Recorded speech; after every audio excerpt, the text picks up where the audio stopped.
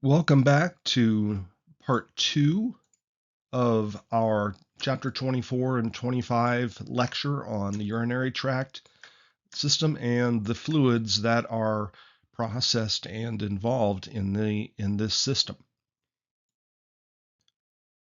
We're going to start this part of the lecture with what seems like a really complicated slide. We're going to try to make this as simple as possible. Okay, there's a lot of extra detail in here that we don't have to worry about so much. There are just a couple of key things. So when we talk about a juxtamedullary nephron, it's on the cortex. The glomerulus, all glomeruli are in the cortex, but the juxtamedullary nephrons push this nephron loop way down into the renal pyramids. All right. And as you go down that renal pyramid, what you have going on is you see how the tone is getting darker here? That's because the amount of solute, that is things dissolved in water, is getting higher and higher concentration, which means water is getting lower and lower concentration. So as this filtrate is running down into the renal pyramid, it actually has special proteins that allow water to migrate via diffusion. They're called aquaporins. And so it's going to let water out. The aquaporins will let water out, and it will get the filtrate will get more and more concentrated from 300 up here down to 1200. That's very strong osmotic concentration, very concentrated. As we go back up, we're leaving that gradient, and why doesn't water just go back in? All right, you can see that we get to around 1200 here, and we're going back to 300. Well, one way to do that would be to let water back in, but we don't want to lose that water. We are trying to retain water. So on this ascending loop of Henle, it is absolutely water impermeant.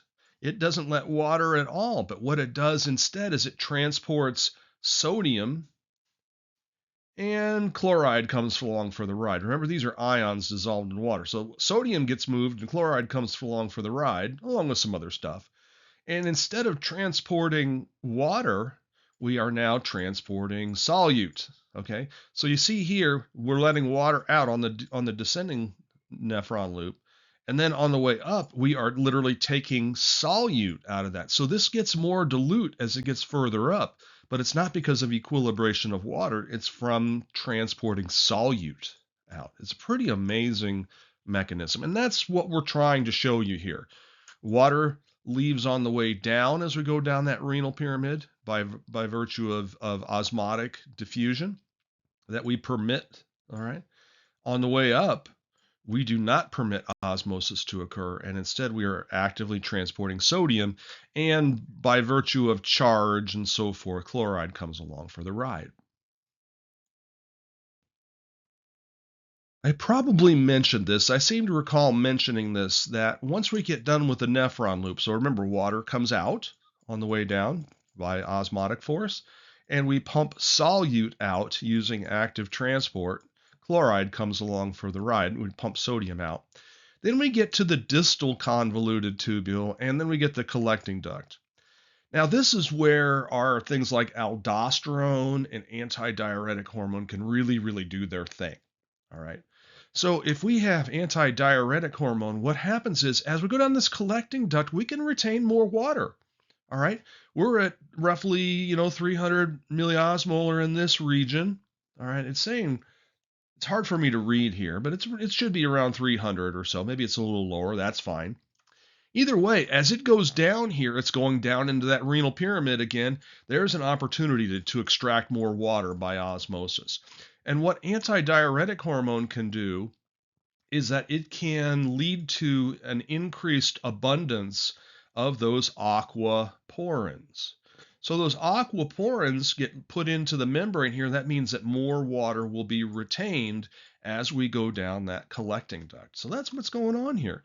If we are dehydrated, all right, the signal will go out for renin-angiotensin aldosterone and antidiuretic hormone, and that leads to alternative transport ability of the distal convoluted tubule and the collecting duct by putting in these water aquaporins going down that medullary, that renal pyramid.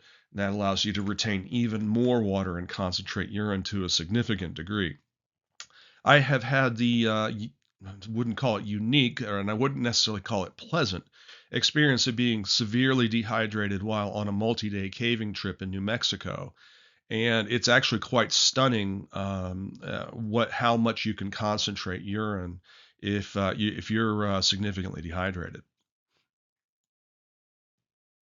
So to sum it up a little bit here, when we are processing the filtrate, we retain 99% or more of the original volume. We're micturating somewhere around 1 to 2 liters per day. Your typical micturation event is somewhere 500, 750 milliliters, maybe. All right. And so if we're filtering 180 liters, 10% of 180 would be 18 liters. That's a huge amount of fluid, by the way. Well, 1% of 180 would be 1.8 liters, and you can see that we're right in that, right around 1%, depending on how much we're conserving or trying to actively remove. If you're trying to actively remove, you might experience something called polyuria, which is where you have excessive urination. That can be due to overhydration. Um, Anymore these days, everybody's carrying a jug of water with them, and that's fine. I mean, there's nothing wrong with that. But I think sometimes we're overdoing it a little bit. Um, you know, uh, we certainly don't want to be dehydrated, but at the same time, we can also go the other direction. So more than 2 liters per day is considered polyuria. Then you have less than 500 milliliters of urine per day. That's typically caused by dehydration, or in some cases could occur due to loss of glomerular filtration rate in things like sepsis. That's what we call oliguria, and that's a key symptom. If you have certain symptoms and you're also experiencing oliguria, that's a big, big red flag for taking a look at what's going on in the kidney. And if you have anuria, that's a very, very dangerous. You can die in a very, very short period of time, either because you're so dehydrated that the kidneys all but shut down, which is not good for the kidneys, by the way, or the kidneys are in acute failure for some other reason. So I don't want to ever see that. This is bad enough. And polyuria is really, it's not terrible as long as it's relatively short-lived.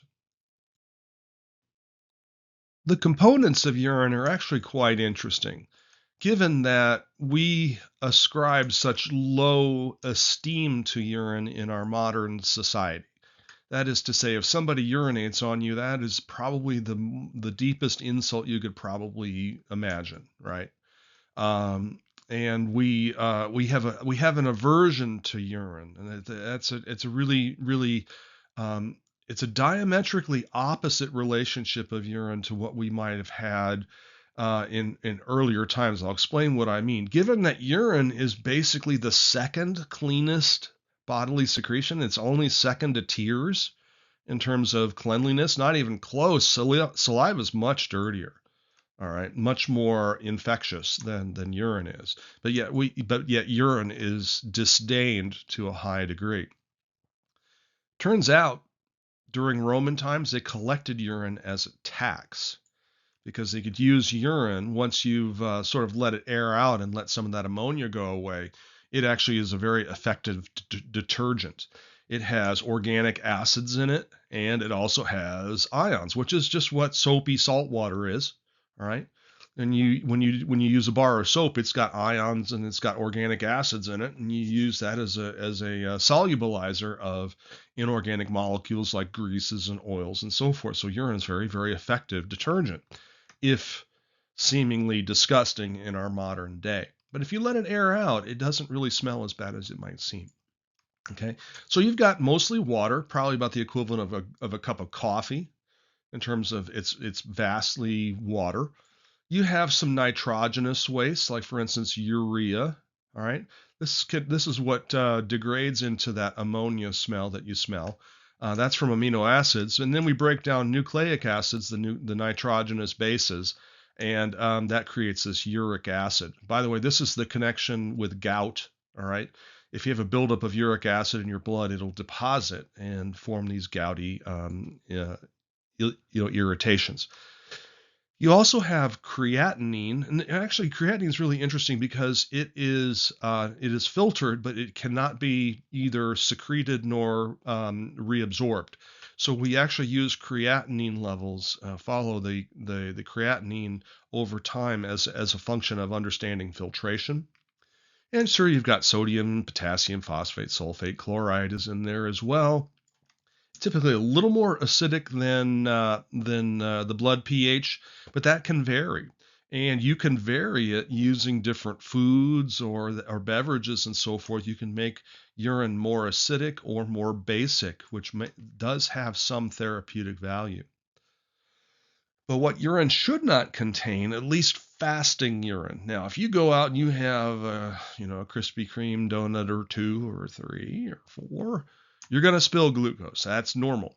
But in a fasting person, a person who has not had any food for 6+ hours, you should not see any glucose in there. Shouldn't see any proteins. Those should be blocked by that electrostatic and size filter.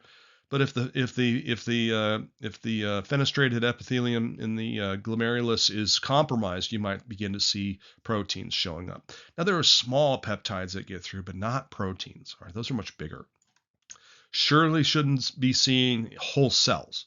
All right, red blood cells. All right, or white blood cells. Now you can get white blood cells transiently due to infections. Red blood cells, again, indicate a very serious abrogation of the barrier between the blood plasma and the urinary filtrate, and probably needs some significant therapy. After the filtrate leaves the collecting duct, there's very, very little additional processing that occurs.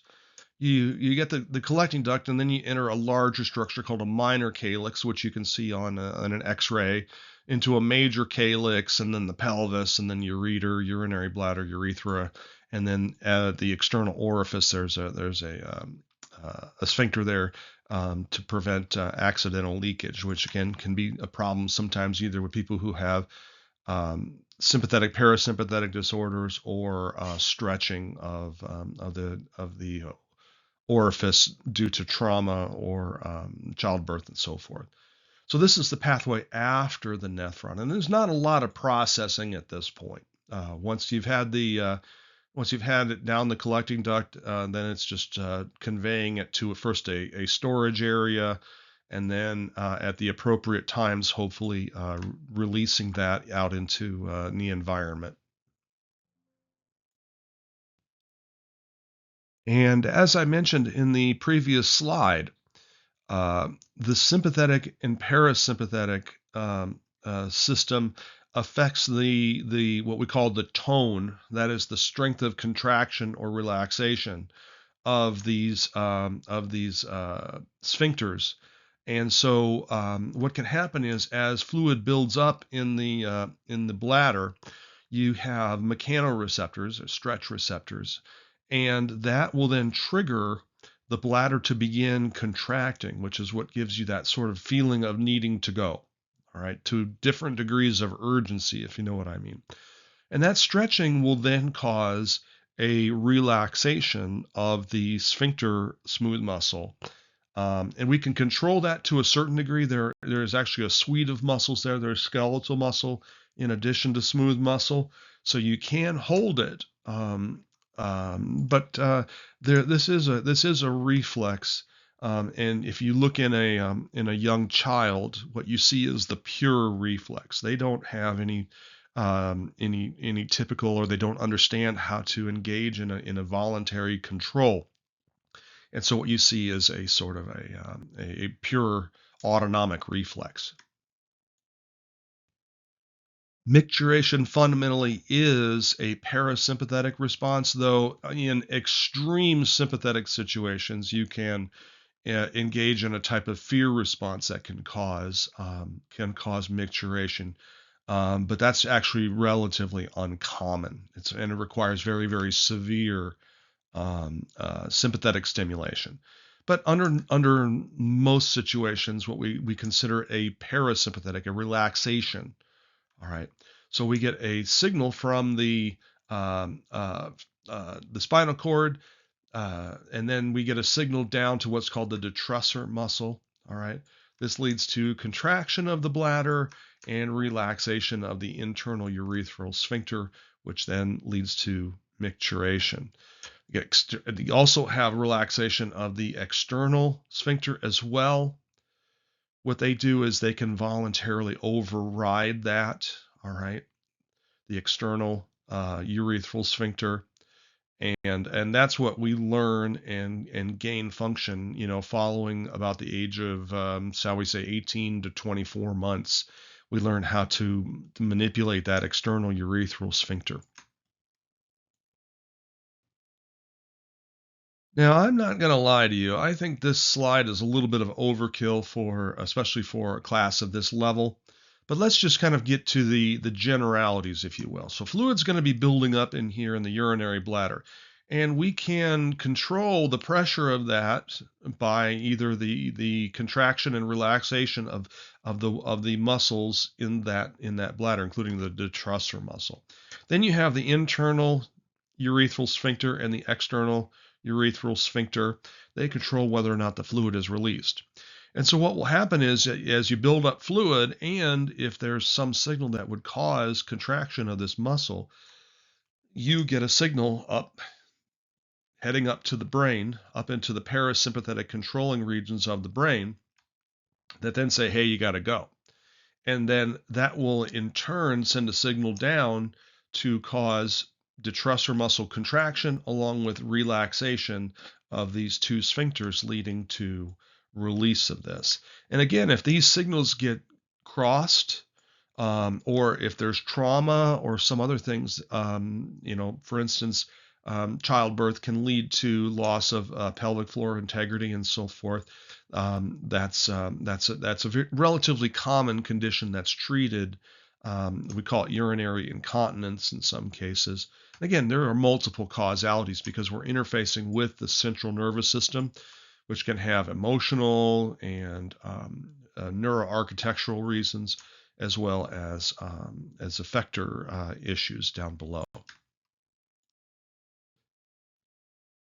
And so we have a simpler figure here. I like this figure a little bit better. You have the detrusor muscle, all right, that's smooth muscle that's, again, regulated and innervated by the autonomic nervous system. You have this internal sphincter, the trigony, the external sphincter leading to the urethral orifice. In men, that urethra is significantly longer, which means that men are generally less susceptible to UTIs than women are, just by virtue of the distance and that a pathogen might be able to move up the urethra into the bladder. And here is the male architecture. You can see the urethra is much longer, and it has three sort of distinct regions. It has a prostatic urethra. All right, this is where semen material enters the urethra during sexual intercourse. You have the membranous urethra, and then you finally have the penile urethra, which really doesn't have any muscle involved in it at all. But even with the proportion differences, it's actually relatively similar to females. Maybe the biggest difference is the presence of the prostate. And we got to have a little bit of dad humor. All right, they called the incontinence hotline, and they ask, "Can you hold, please?" That's urinary incontinence and or inability to micturate. In the case of benign prostatic hypertrophy, which happens in approximately about 50% of men, are both significant societal conditions. We see it is actually quite frequent. Unfortunately, people are tremendously embarrassed by the possibility of the condition, and so we want to give our patients as much dignity and desired privacy as we can while still being effective, because obviously urinary incontinence will have certainly manifestations that will lead to either inappropriate judgment or averse behaviors in others, because they don't want to be around somebody who smells like pee, if you know what I mean. So it is a sensitive issue, and it is an all too common one, both in men and women. What happens in the normal consequence of muscle metabolism and bone and growth in a patient and maintenance of tissues is that we do have some times where we will break down proteins, whether they're exogenous proteins that come from our food, or perhaps infections in some cases, or we have endogenous proteins. Those are ones that we make inside our body. I would argue that the endogenous are much more common.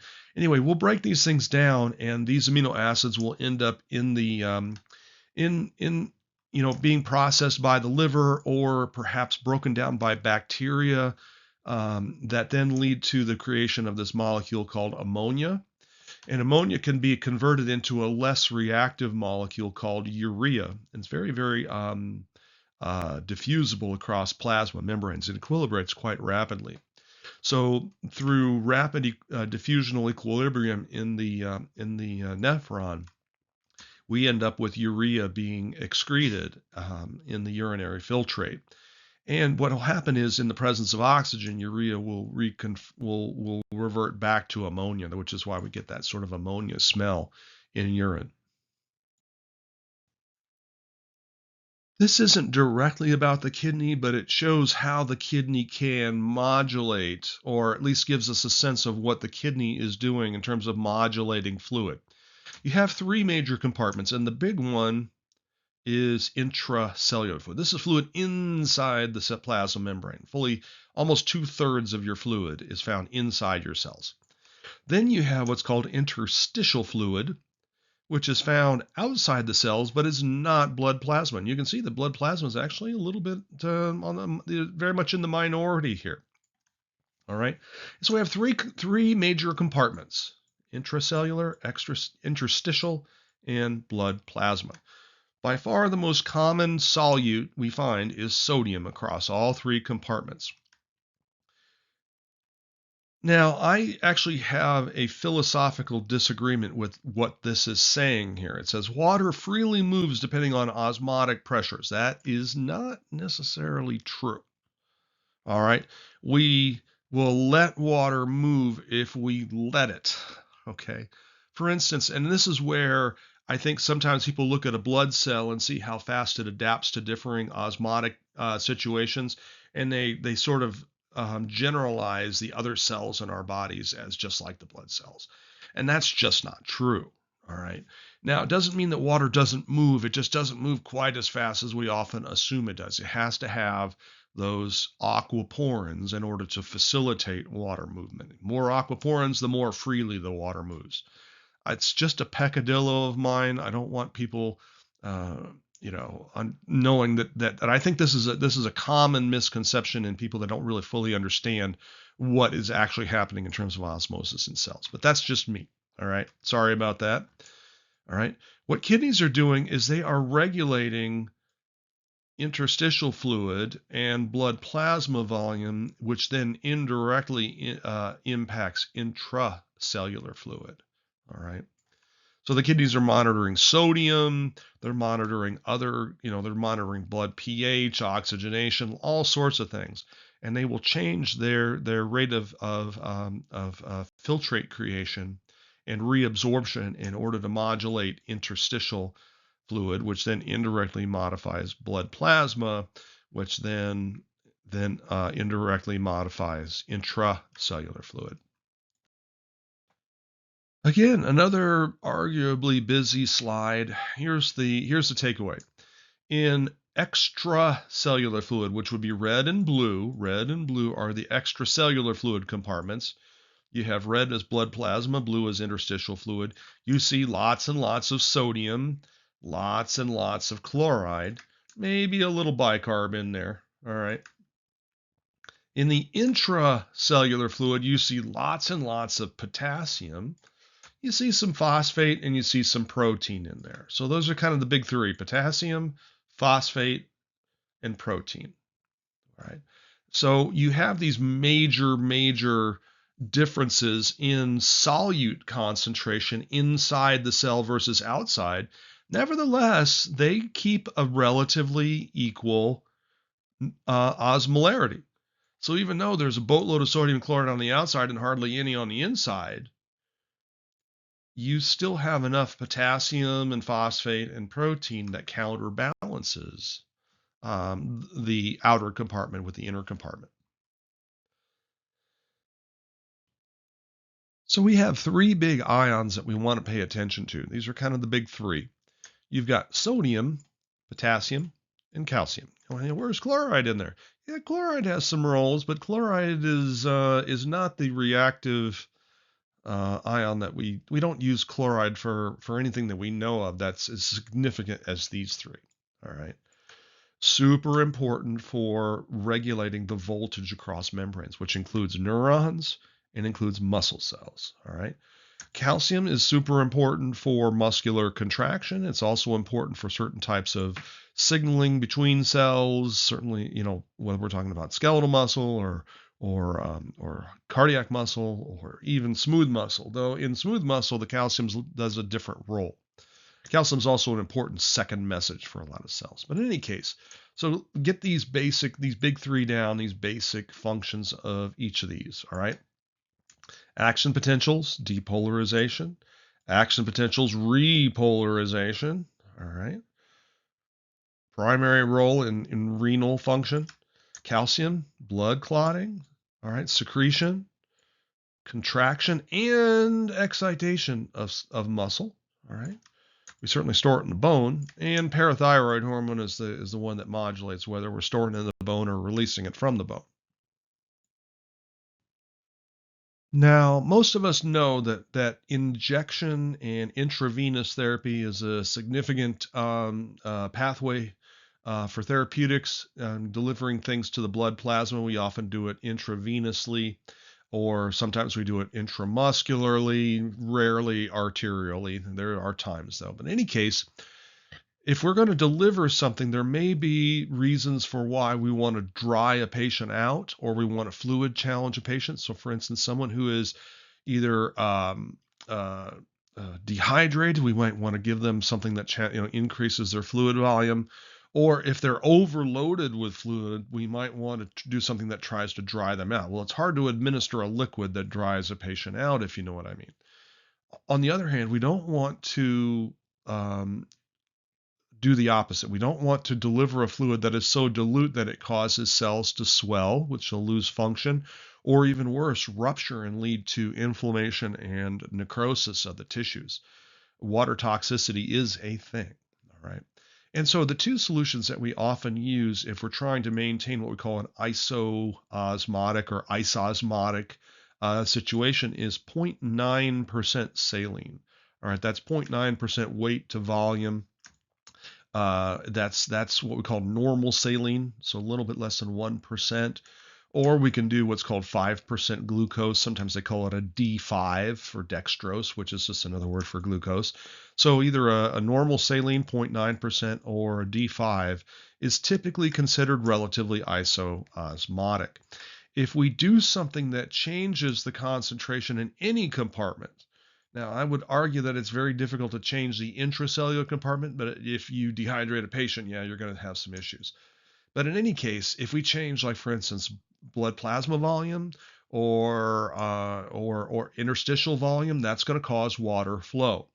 So if we have an increase in osmolarity or osmolality, that's a very similar word. I'm not going to break out the difference. There is a difference, but it's not important to us.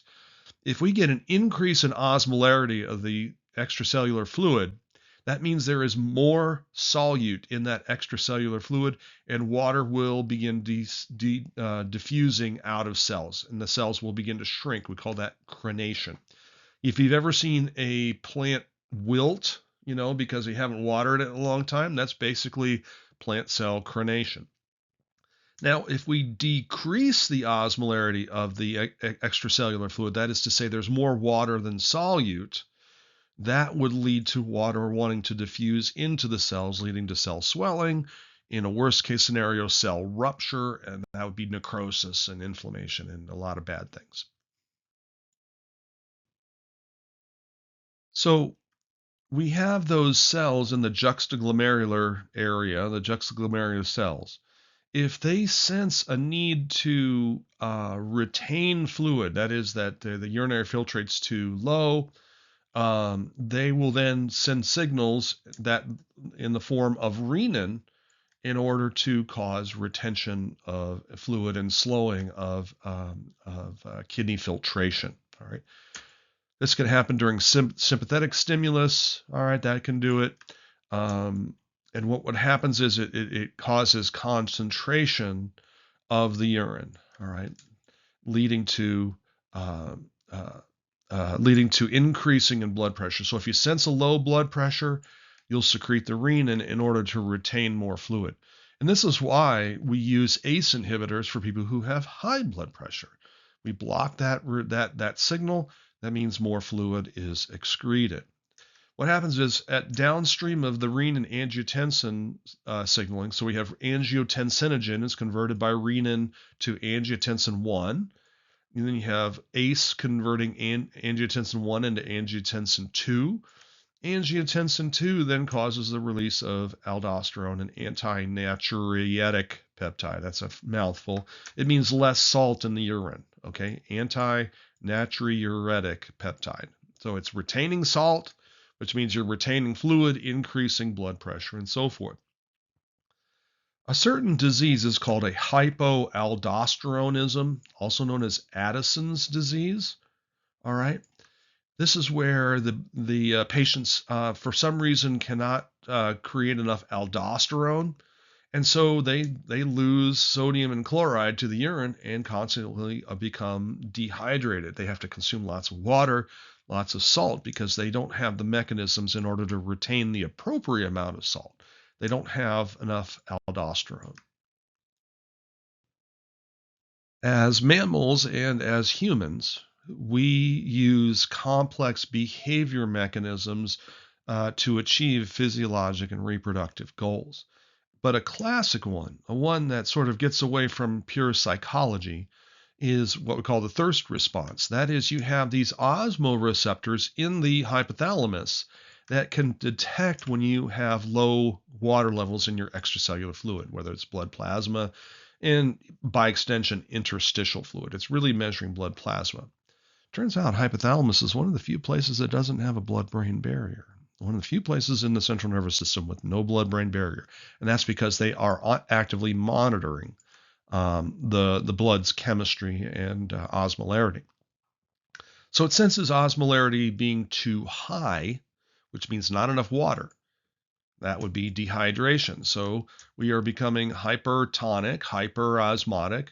The cells that are exposed to that extracellular fluid may begin to shrink as they lose water. And that will manifest in any number of ways. First of all, you're going to get a thirst behavioral response elicited from your hypothalamus. You certainly might have dry mouth. If you eat something really salty, in particular, you might feel, lethargic after that salty meal or sleepy. All right. If left unchecked, the kidneys will catch up and begin to reduce output. So you have a more concentrated urine that's darker, sometimes even to almost a reddish tinge. Low volume for sure. Might have headache or other things, and severe dehydration could lead to inability to function, and if unresolved, could be fatal. On the other side, there's a kind of interesting thing here. You'll notice that you may have similar types of things when the central nervous system is affected. All right. You can get loss of consciousness, confusion, coma, and death. All right. If you are overhydrated. So what happens in overhydration is you have too much water, and so there's less concentration of solute outside the cells and inside. And so the extracellular fluid sends water into the cells, and the cells begin swelling, again, losing the possibility of functioning as effectively as they can. Most of the time, this will manifest in the central nervous system, but may also manifest in the autonomic nervous system. Nausea and vomiting are both autonomic in that nature. But these other ones are all central nervous system stuff. It's hard to underestimate how important pH is. And that is to say, when we say pH, that's the measure of the concentration of protons in solution. That's fundamentally what we call acid-base balance. We are trying very hard as biochemical systems to keep our blood pH somewhere between 7.35 and 7.45, narrower than the width of this cursor, if you know what I mean. That's how tightly regulated it is. Somewhere between 7.35 and 7.45, closely regulated. So remember that true neutral is pH of 7.0. Not to make it too complicated, but that means 1 in every 10 million molecules is an acid molecule. All right, that's what that's saying. 1 times 10 to the minus 7th. All right, but that's neither here nor there. If we start to deviate from 7.4, we start to go to 7.42, 7.45, somewhere in there, proteins will start having trouble. We call this alkalosis. All right, that's where we are going above. That means that the concentration of protons is diminishing. Every full-on 1, so like for instance, a pH of 8 has 1/10 the proton ion concentration as a pH of 7. So even 1/10 of a movement here is 20-30% diminishment of protons. So it's not insignificant. So if we start to get somewhere around 7.42, 7.45, the body is going to begin responding to try to get us back into that range. Now, unfortunately for us, the human body system is not as well adapted to alkalemia as it is acidosis. That's because most of the biomolecules in our body are mildly acidic. All right, not the least of which is bicarbonate, which has a pKa. We won't get into that, but around 7.4. Part of why we keep it there is because bicarb is a major buffer. All right. But if we get below 7.37, 7.35, starting to get a little dangerous. Again, proteins begin to not function properly. We begin to start to see manifestations of acidosis. We get below 6.8 or above 8, generally will not survive that level of deviation. That's how tightly we have to regulate that pH. So we have these overlapping systems of managing those hydrogen ion concentrations. So 3 somewhat independent but closely related overlapping systems. And the big one, bicarbonate. In fact, if you exhale right now, 2/3 of the carbon dioxide you just exhaled there was just a few seconds ago was bicarbonate. So we actually carry the majority of our carbon dioxide in the form of bicarbonate, and it has acid base properties that will help buffer the pH of the blood. It can give off a proton if we have too few. It can even accept a proton if we have too many. Phosphate's another one. That's mostly in the intracellular fluid. So bicarb is the big one in the extracellular. Phosphate's a big one in the intracellular fluid. Protein, we see in both. We mostly see protein in the blood plasma and in the intracellular fluid. You don't see much protein in the interstitial fluid. And this is giving us a chemical buffering system that allows for rapid ability to mitigate change. Let's say you decided to go out of the classroom and you just started running as hard as you could, and you run like 400 yards. I mean, just as hard as you can. You are generating a boatload of organic acids, and those bicarbonate and phosphate and so forth will be the big first line of defense in that acute need. But also, as you're running, you'll notice that you will begin breathing faster. And yes, we are getting rid of carbon dioxide, bringing in oxygen, but we may also be bleeding off a little bit of protons that way, okay? We adjust our breathing in order to help buffer the pH in the blood. The third mechanism is the kidneys, all right? The kidneys can move a lot of protons. They can do lots of stuff. They have several mechanisms that we've sort of seen here and there, but I haven't really talked about. But the problem with the kidneys is that while it's a very powerful system, it does take hours or days for kidneys to kind of catch up to these others. So we have this sort of immediate need right away. Then you have sort of in minutes or so forth, changing in autonomic, response, heart rate and ventilation. But then you have kidney that'll come along, and it's the big gun, but it takes a while for you to kind of catch up. Usually, somewhere in the order of 2 or 3 days at minimum. Not a ton to say here. It's just showing you the intracellular. So intracellular, we have the fluid. We have phosphate, which is normally in the form of this HPO4 2-. All right. If we have lots and lots of protons, what can happen is that some of those protons will then associate with these anions and form this sort of phosphoric acid single anion as opposed to 2-. Now, if we have too few protons, what can happen is we have more OHs, right? OH negatives, that they will give off this H2PO4- will give off a proton, and that forms water, H2O, plus HPO4 2-. Now, in your slide that you're looking at, there's a 2 here. It shouldn't be a 2. It should just be a 1H, not 2. So if you're looking at the slides that are already available to you, there's that little typo there. Proteins kind of do the same thing. They have carboxylic acids, all right, that can give off a proton if needed, or you have amines which can absorb a proton if needed. So they're very, very mild acids and bases that allow for soaking up or releasing protons as needed. If and when you get involved with acute patient care, you might hear the phrase respiratory acidosis, respiratory alkalosis, or metabolic acidosis and metabolic alkalosis. That's really sort of alluding to the two systems here, either the lungs and the respiratory system or the kidney, the renal system. Again, very, very powerful, but they do different things and they can regulate buffers in certain ways.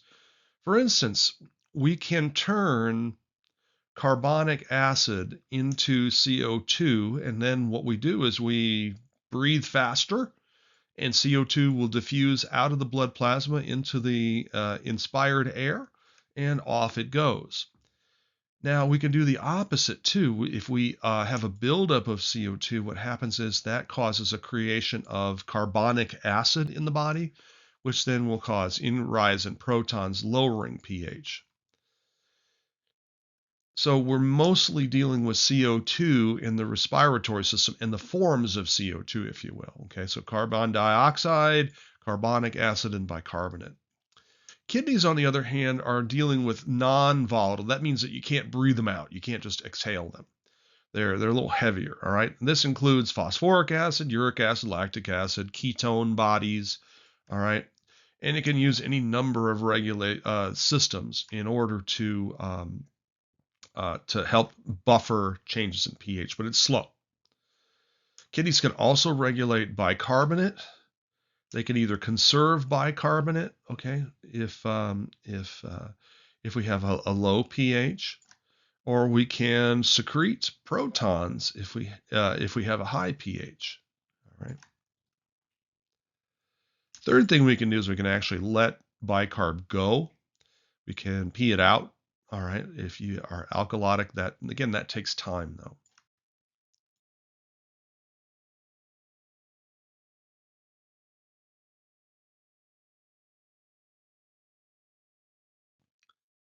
So the key to this busy slide is the phrase at the top.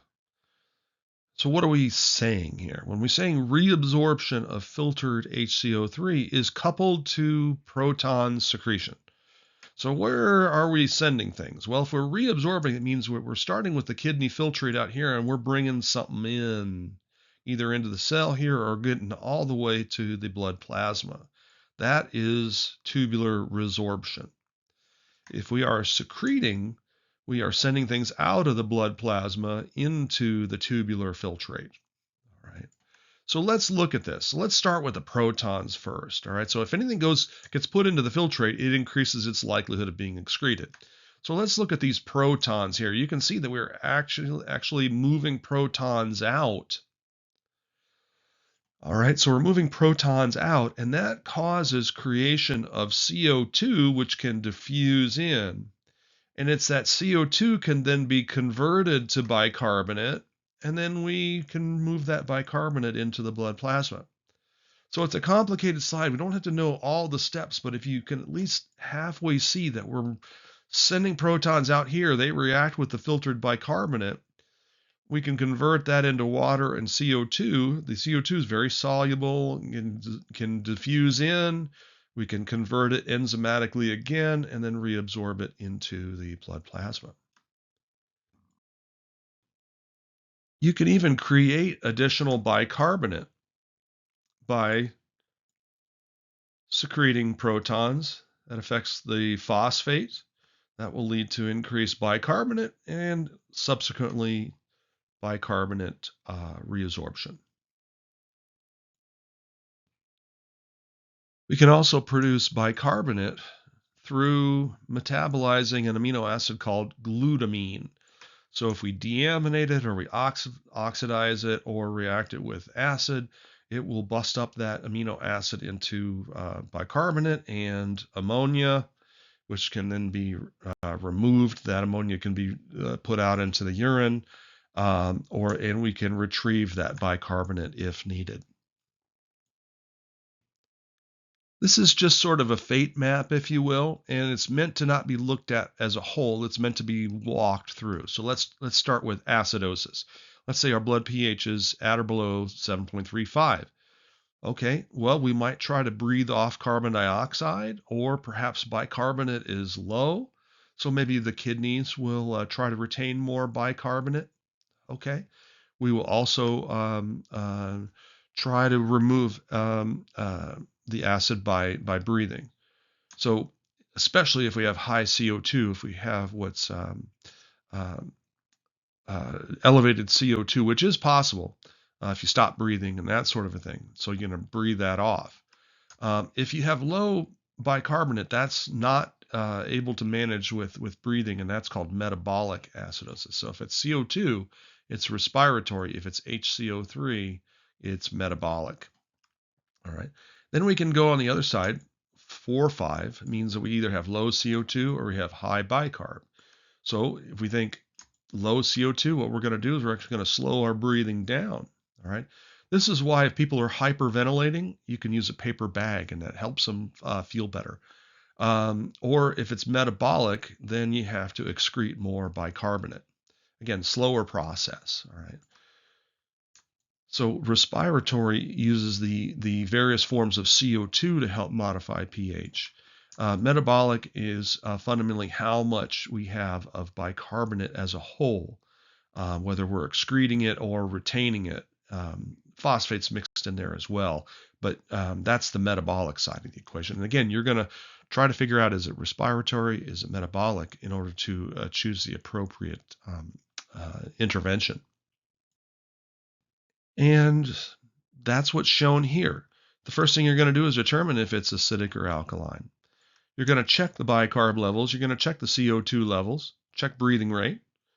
All right. If it's something to do with breathing rate, CO2 levels, all right, you might be able to adapt with a respiratory regimen of some kind. If it's a bicarb, you may be able to give them an injection if needed. And what will happen is you will see this sort of compensatory. So you're going to look at levels and look to see if the other side, for instance, CO2 is high because bicarb is low, that sort of a thing. And you do these ratios, if you will, of bicarb to CO2. All right. And that's sort of an example of a clinical pearl, if you will, of how we manage whether it's respiratory or metabolic and how we deal with it one way or another. And that wraps it up for these 2 chapters. I know it's a little bit complicated. Start with a simple message. Don't just try to gloss over it. Mindfully explain to yourself, walk through, slow down to speed up. All right. Slow down to speed up. It will come. It will take some time. It takes patience with yourself as much as it is with the material. But it will come, especially if you work with other people. You ask questions, you work through the labs and so forth. Hopefully, we'll be able to help you out as best we can. Good luck, and I will see you in class. Bye.